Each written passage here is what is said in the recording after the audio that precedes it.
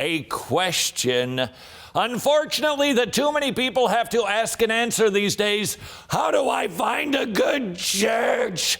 We, here at Wretched, hear from a lot of people who have been for decades attending a solid Bible-teaching church. When all of a sudden some things start to change, there's a new type of music. There's a new decorating scheme in the sanctuary. The pastor's wearing new attire that's probably about 20 years older for him than it actually should be. And suddenly, people find themselves feeling like they just got their church carpet ripped out from underneath them. Perhaps that describes you. Well, we would like to help. And when I say we, I mean, what? Jesus founded the church. So yes, Christian, you have to attend church. As Spurgeon has said, don't go where there is fine music, grand talk, and beautiful architecture. Go where the gospel is preached, and go often. Here are 5 tips for finding a good church. First of all, pray. If you have a family, pray with your spouse and your children that the Lord would lead you to a good church. Secondly, seek the counsel of a pastor, elder, or church teacher. Perhaps you know someone who is sound in their understanding of the Bible who can help you find a sound church. Christian, church membership is not an option. If and you have never committed to a local church, perhaps because you've been scalded, I understand that, but you will heal once you find a good, solid, Bible-based church. It will help you to get over the sting that you still feel from perhaps being bitten at your last church. Church membership, it is simply assumed. Now, I know some people would say there's no Bible verse that says you have to be a church member. The Bible actually just assumes it. In order for church discipline to take place on anybody in the body, they've got to be a part of the body in order for them to be removed. If they're merely regular attenders, you can't apply church discipline. And church discipline, if you recall, is one of the 3 legs that the church stool stands on.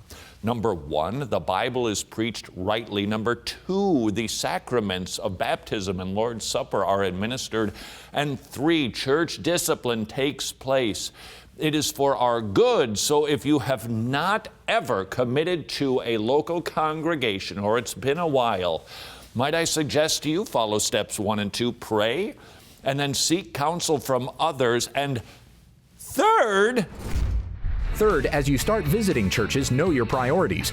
Does this church clearly teach and affirm the gospel? Is the teaching faithful to the scriptures? Have they defined a clear statement of beliefs? Do they properly administer the Lord's Supper and baptism? Are there requirements for membership, and do you agree with them? Little asterisk right there. Can you read that? No creed but Christ is not a statement of faith. Instead, they must define their beliefs. Furthermore, I would suggest to you not just defining beliefs, but teaching those beliefs. All too often, we have seen lots of churches that have a file cabinet with a statement of faith tucked way in back that's absolutely orthodox. But you start attending that church, you listen to the preaching from the pulpit, you attend the Sunday school classes, and they don't seem to match up. There can be a chasm between file cabinet orthodoxy, what we say we believe versus what we teach. The way to judge a church, yes, look at the statement of faith, but listen to the preaching. And these days, it can be saved. You can be saved so much pain.